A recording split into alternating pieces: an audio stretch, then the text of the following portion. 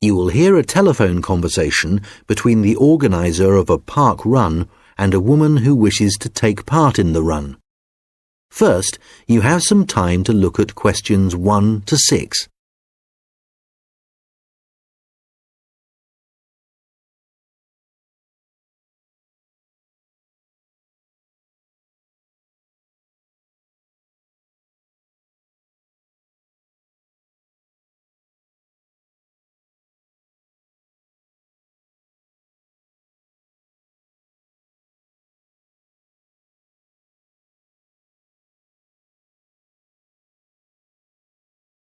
Good morning, Dave Smith speaking. Hi, could I speak to the organiser of the Preston Park Run? Yes, that's me. Great. I was talking to some friends of mine about the run, and they suggested I contact you to get some more details. Sure. What would you like to know? Well, they said it takes place every Saturday. Is that right? Yes, it does. Okay, great.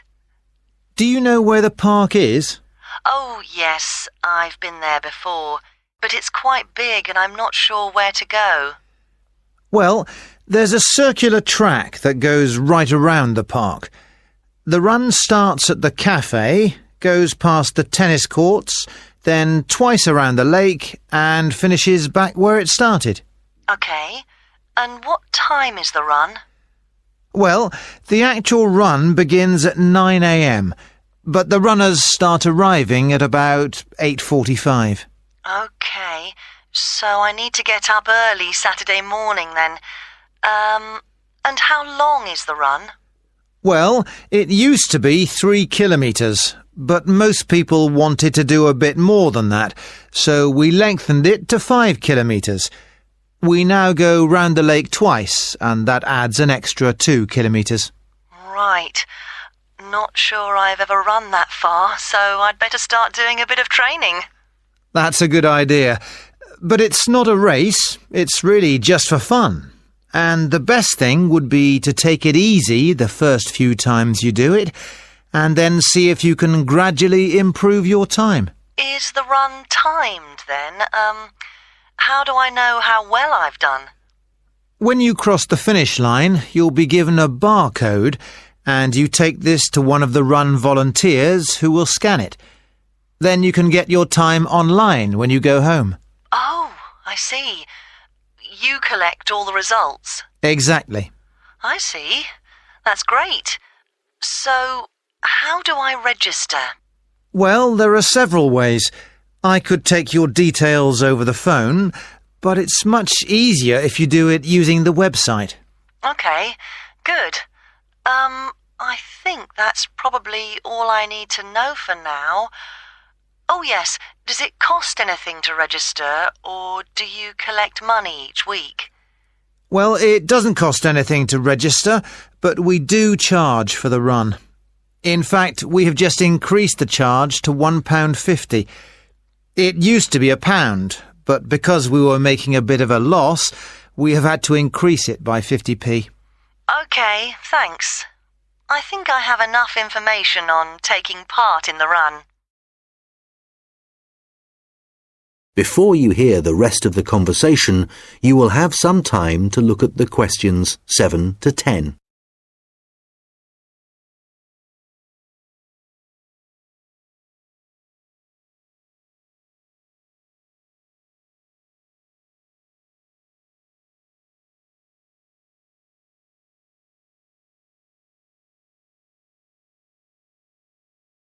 Now listen and answer questions 7 to 10.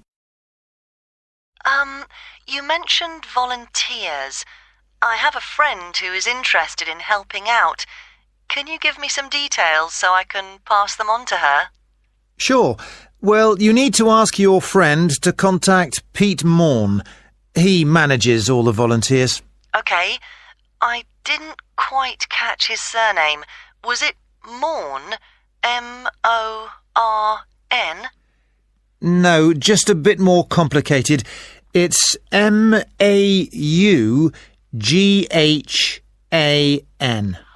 Right, thanks. And Could you give me his phone number?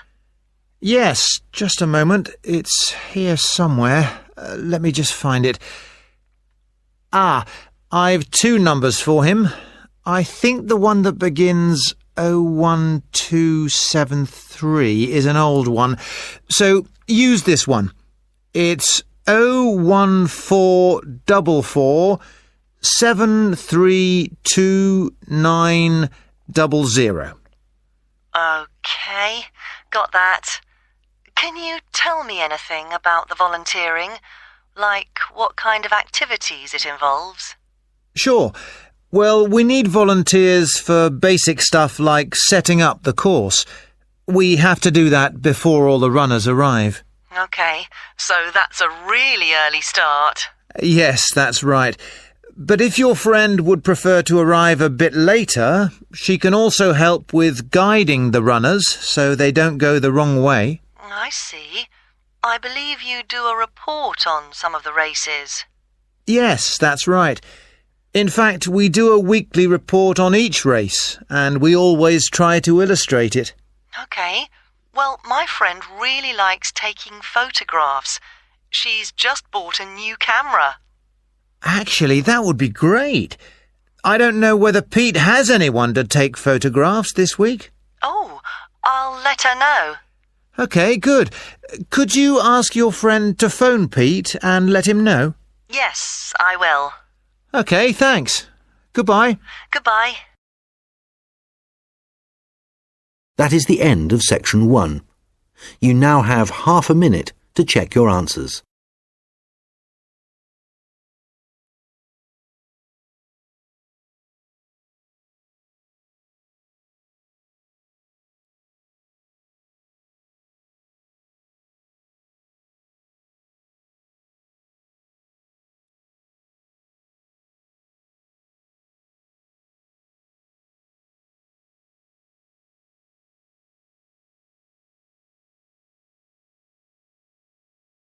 Now turn to section 2. You will hear a recorded message about a bus tour. First, you have some time to look at questions 11 to 14.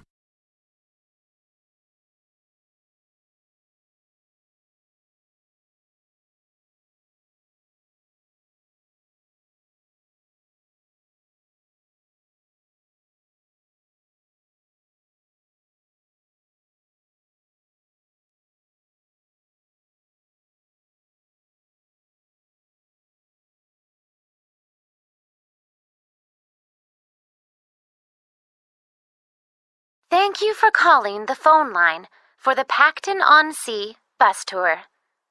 This is a recorded message lasting approximately 4 minutes, and it provides general information on the town bus tour. Pacton-on-Sea is a beautiful West Coast town and has attracted tourists for many years. One of the best ways of getting to know the town is to take the bus tour, which provides a wonderful viewing experience from one of our open-top buses. The tour is a round trip of the town, and there are a total of 4 stops where passengers can get on and off the bus. A lot of people start at the first stop, which is at the train station, as this is where many tourists arrive in the town. The next stop after the station is the aquarium, which is famous for its dolphin show, and which has recently expanded to include sharks. This is well worth a visit and is very reasonably priced. Leaving the aquarium, the bus tour goes along the coast road and after a few kilometers comes to the old fishing village, where you can get off to stroll along the waterfront. There are some original buildings here, but most of the area has been modernized and is now used as a harbor for all kinds of sea craft, including yachts and some amazing powerboats. The tour then heads off to the last stop, and this is where most of the shops are. So for those of you keen to do a bit of shopping, this is the place for you. Our advice is to go to this part of the town in the morning when it is relatively quiet. It does get very busy in the afternoons, especially at the height of the season. This area of the town includes an ancient water fountain where many people like to have their photograph taken, so do look out for this. Before you hear the rest of the conversation, you will have some time to look at the questions 15 to 20.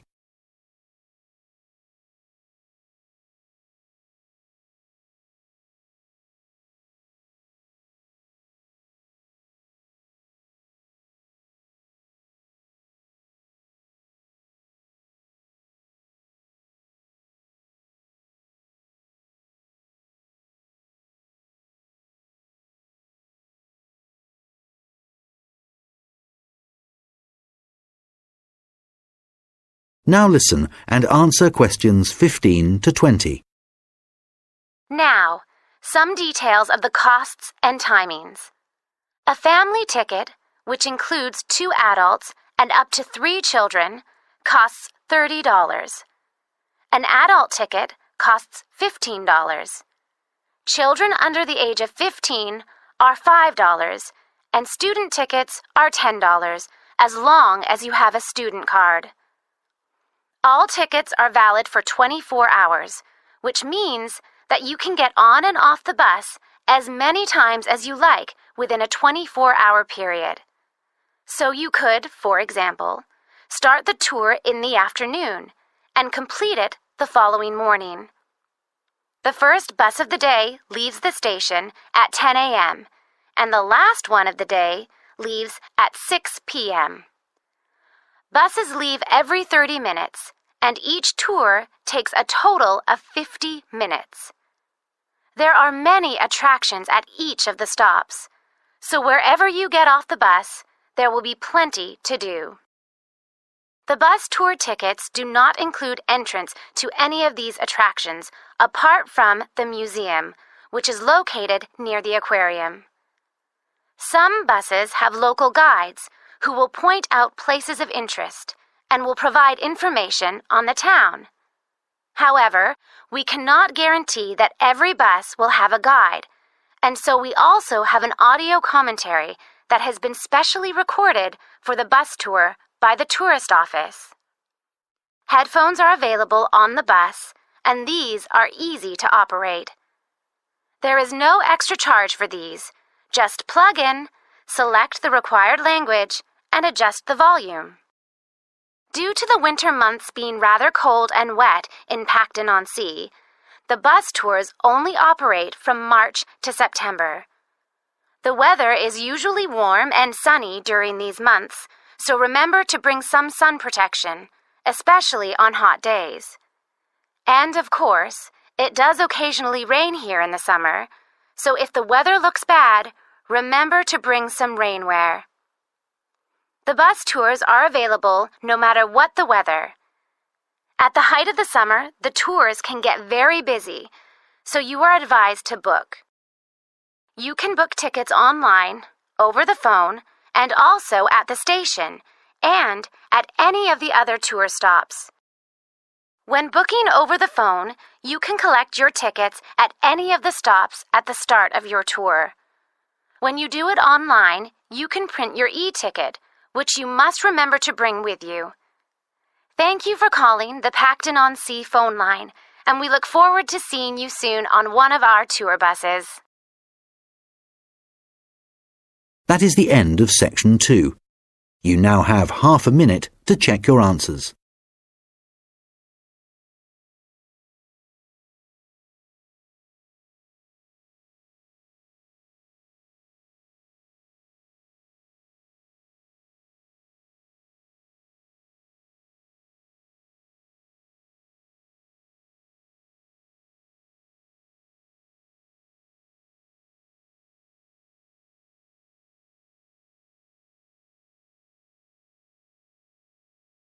Now turn to section 3.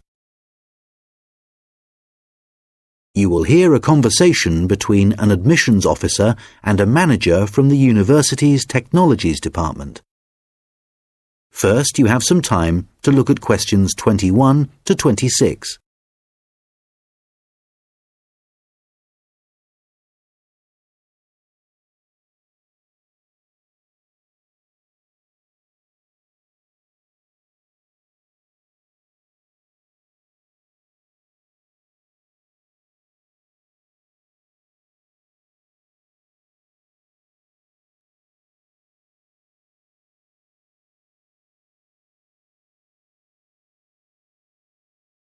Hello, I'm Randy Agotra from the Technologies Department. Ah, yes, good. I'm Dave Hadley. Thanks for coming to see me. That's okay. I believe you want us to do some work for you. Yes, that's right.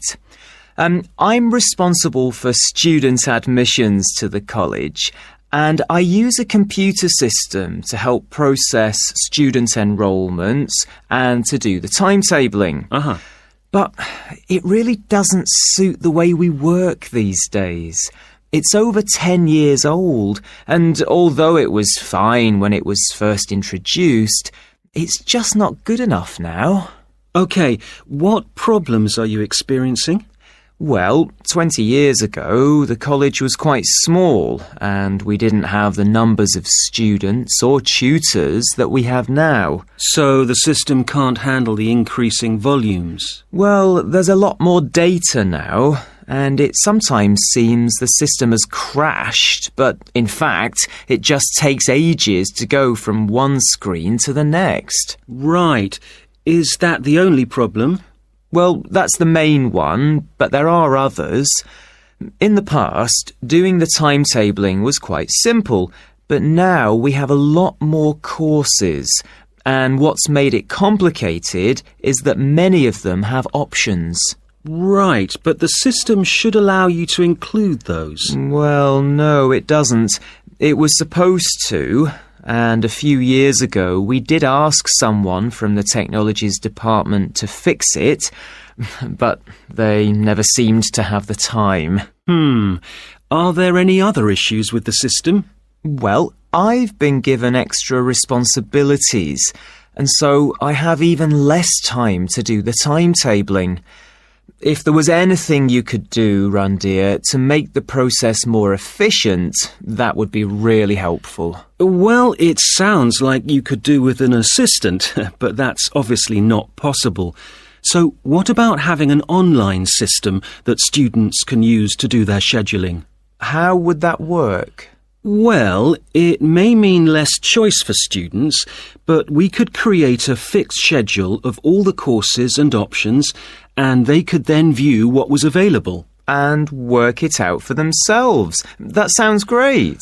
OK, so we'll need to decide whether or not to improve the existing system or to build a completely new system. Well, I'd much prefer to have a new system.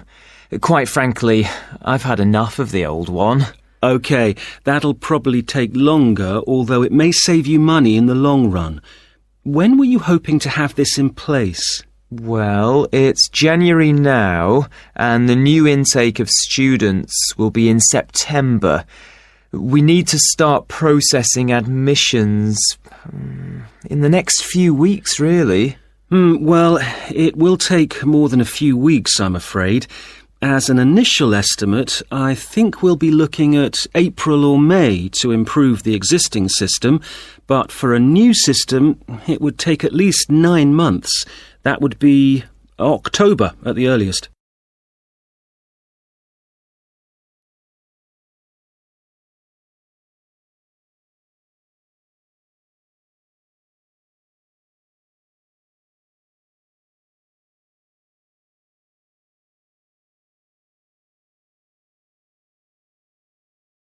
Now listen and answer questions 27 to 30.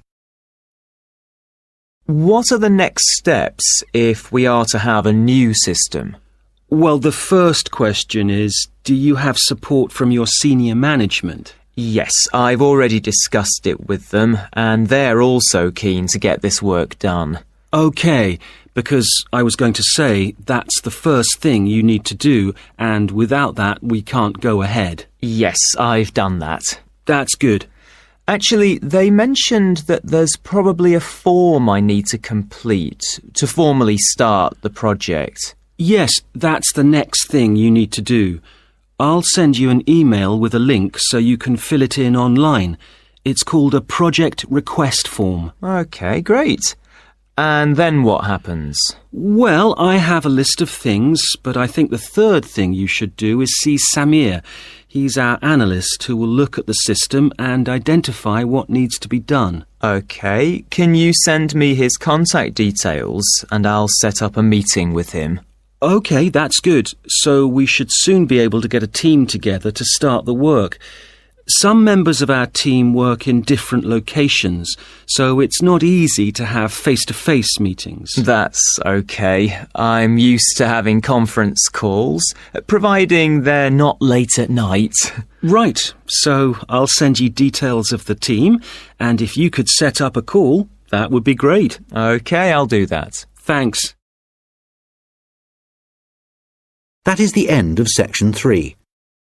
You now have half a minute to check your answers.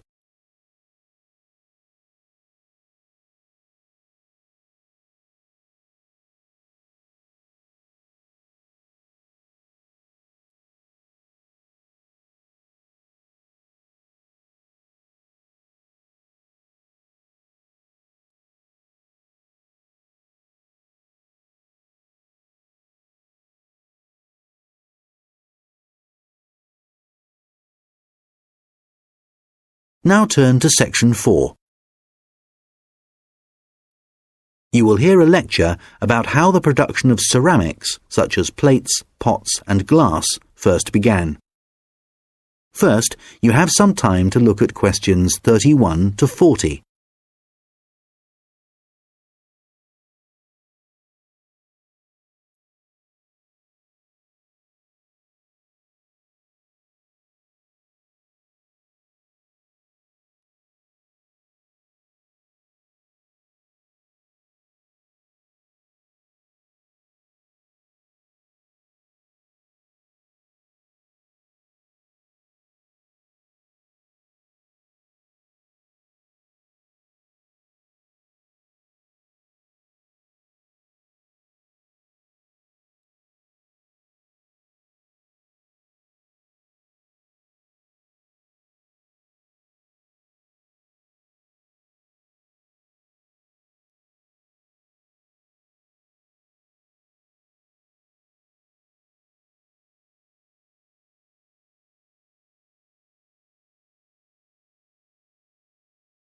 Now listen carefully and answer questions 31 to 40.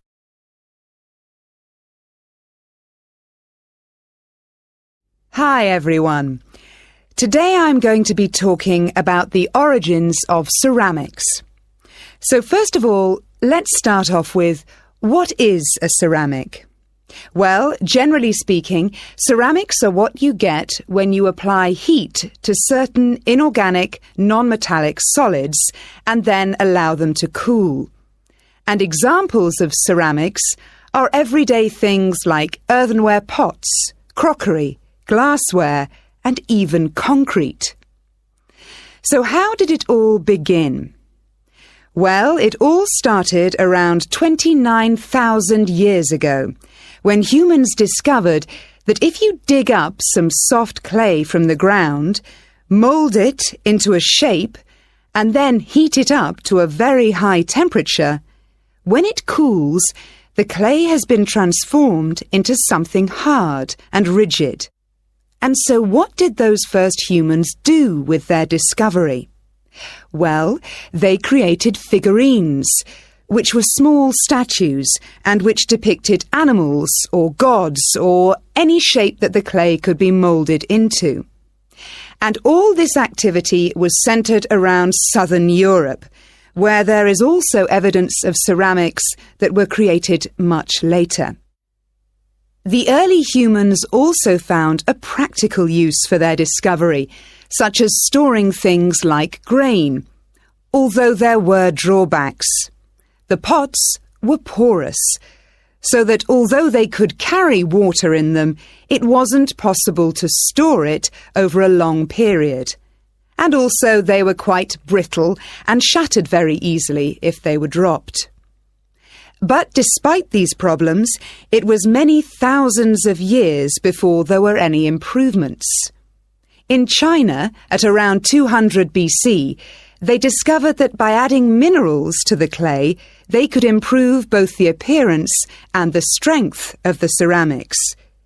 But it took nearly 1,000 years before they perfected the process to produce high-quality ceramics known as porcelain. And once they had perfected the process, they kept it a secret for another 1,000 years. Compared to the first ceramics, porcelain was lighter, finer, harder, and whiter, and became an important commodity in China's trading with the rest of the world for hundreds of years. In fact, it became so valuable that it was known as white gold, and spies were sent to China to discover what they did to the clay to produce such high-quality merchandise. It wasn't until the 18th century that the secret began to unravel. A German alchemist called Johann Friedrich Böttger was asked by the king to make gold out of lead. Unfortunately, Böttger failed to achieve this and soon gave up. But in order to please the king, he attempted to make high-quality porcelain. And after many years of experimentation, he discovered that by adding quartz and a material called China stone to very high-quality clay, he managed to get the same results that the Chinese had been achieving for the last 1,000 years.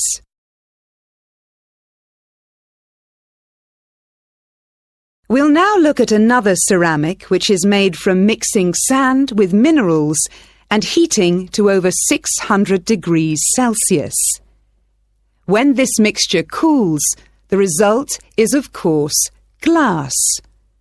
The main difference between ceramics made from clay and glass is that clay is made up of crystalline plates which become locked together in the cooling process, whereas glass cools too quickly for crystals to form.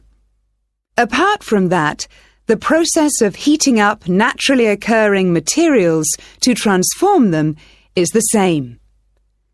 The origins of glass date back to 3,500 BC, but it wasn't until the Roman Empire, 2,000 years ago, that the art of glass blowing and the practical uses of glass became more widespread.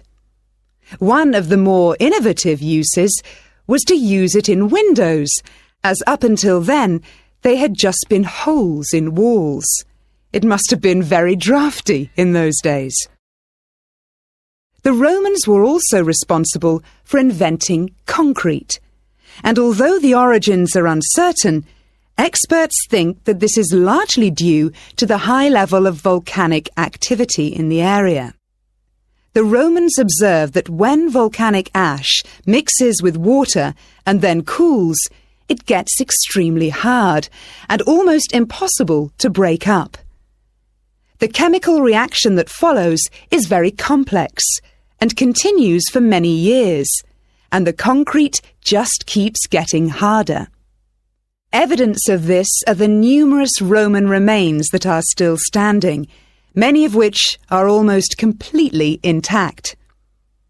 One of the most important facts about concrete for the Romans was that it can be created underwater.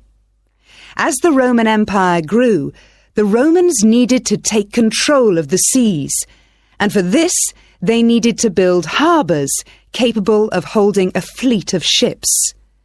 Pouring concrete mixture into the sea immediately started the hardening process, and rather than just dissolving in the mass of water, the substance was tough and long-lasting. This strange characteristic of concrete made a significant contribution to the success of the Roman Empire.